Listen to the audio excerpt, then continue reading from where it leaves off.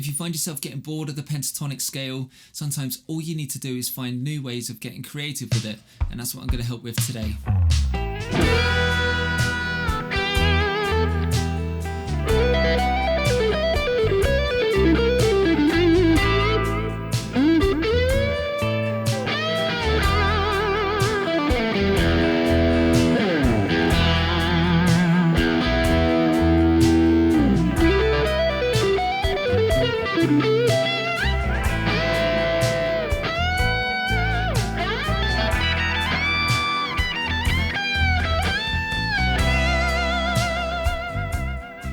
Hey folks, Chris Anthony here. In today's video, I'm going to show you a really easy and effective concept you can apply to the pentatonic scale.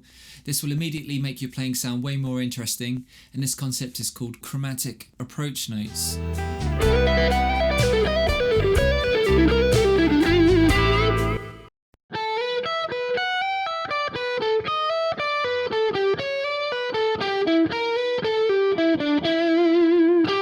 Make sure you stick around towards the end of the video where I'll show you a very cool bonus lick that applies this concept that I'm about to teach you. To demonstrate this lick, I'm using position 1 of the E minor pentatonic scale.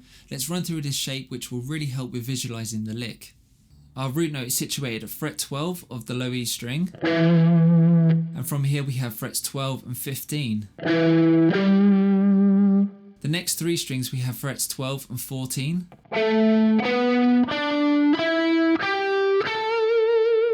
Lastly, we have frets 12 and 15 on both the B and E strings. Now this lick in its most simplest form is where we descend through the scale shape in groups of fives. This is something you'll often see used by players like Joe Bonamassa and Eric Johnson.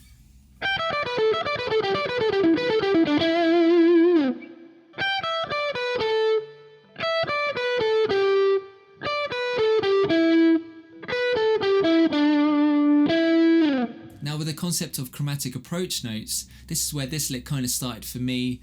I was trying to find ways of being more creative with the pentatonic scale, and having exhausted those Joe Bonamassa style runs, you know, the ones with the groups of fives, I thought, wouldn't it be interesting if I added a chromatic note at the start of every group of 5 notes?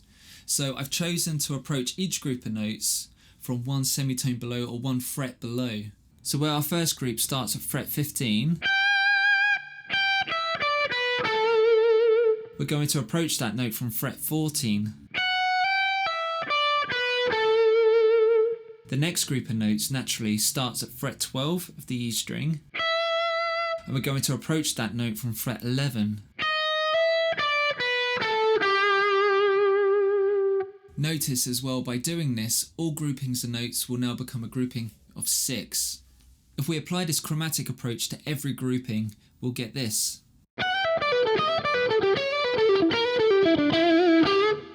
If you want to skip forward to me playing this lick nice and slow with tab on screen, you can jump to this timestamp here, but let's go through each grouping of notes nice and slow. I'll put the finger ins and picking directions on screen, which will help with you learning the lick. So here we go. So to set us up for the sequence of descending notes, we're going to begin the lick by sliding from fret 10 to 12 on the B string using our first finger. We then play fret 12 of the high E string, followed by fret 12 of the B string again. The 6-note groupings that then descend through this scale shape first begin on the high E string, and we use our fourth finger to slide from fret 14 to 15. This then pulls off to fret 12 of the same string.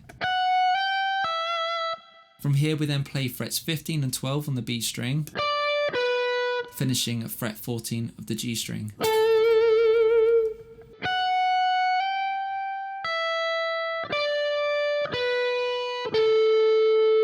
The next grouping of notes starts by using your first finger to slide from fret 11 to 12 on the E string.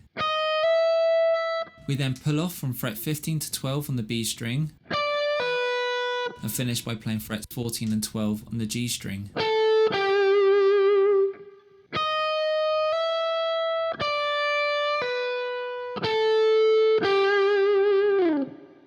From here we then use our fourth finger to slide from fret 14 to 15 on the B string, which then pulls off to fret 12 of the same string.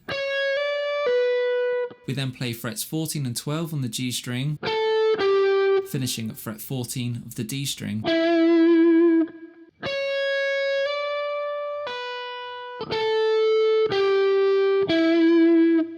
The last grouping of 6 notes starts by using your first finger to slide from fret 11 to 12 on the B string. We then finish off by playing frets 14 and 12 on both the G and D strings. We then resolve, finishing at fret 14 of the D string, which is your root, and we kind of tail off here with a slight bend at fret 12 of the G string.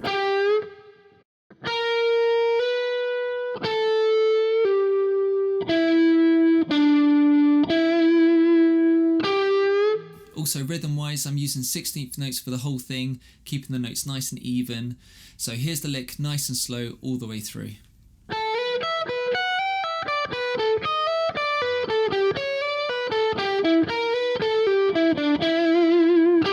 Now, to get even more musical, here's a really cool bonus lick that applies this concept.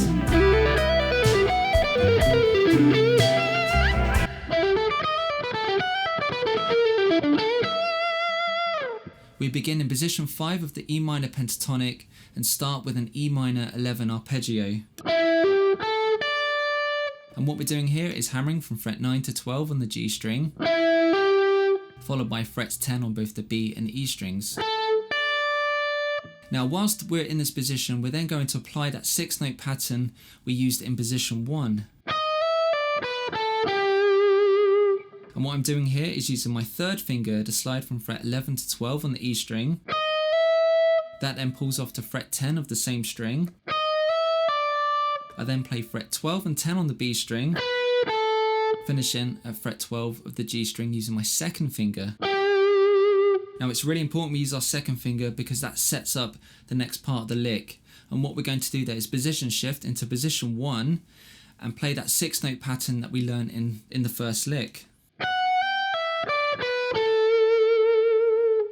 From here, we're then going to finish off with a nice blues idea.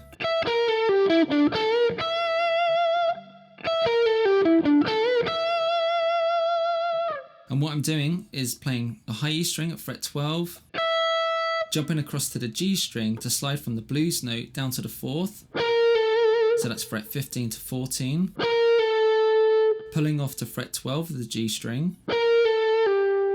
I then play frets 14 and 12 on the D string. I then jump over to the G string to play a full tone bend at fret 14 and resolve at fret 12 of the high E string. You can play that note with your first finger or a second, whichever feels most comfortable. It seems to vary for me every time I play it. So here's the lick, nice and slow all the way through.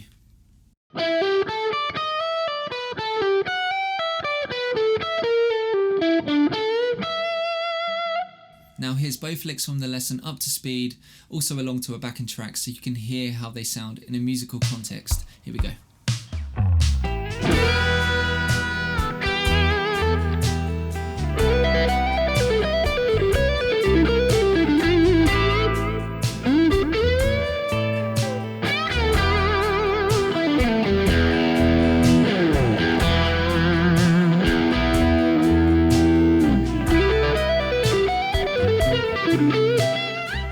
There we go, folks, a really easy concept you can use to help make the pentatonic scale sound way more interesting. Thanks so much for tuning in and watching this video. If you've enjoyed what I've taught today and want more content like this, please consider subscribing, hitting that like button, and also in the comment section, let me know if there's anything you would like to see next.